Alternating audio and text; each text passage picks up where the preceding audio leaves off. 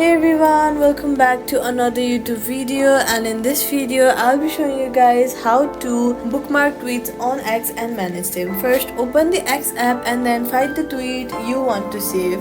Then tap the share icon below the tweet. Then add tweets to bookmarks. This will save the tweet for later so you can easily find it. To manage your bookmark, tap your profile picture and then go to bookmarks. Here you can scroll through all your saved tweets. If you want to remove a tweet, just tap on the share icon again and select remove tweet.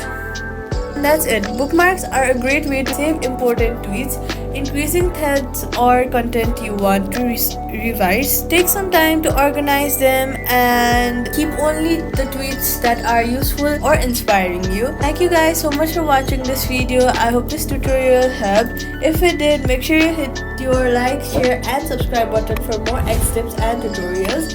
Keep bookmarking, stay organized, and I'll see you guys in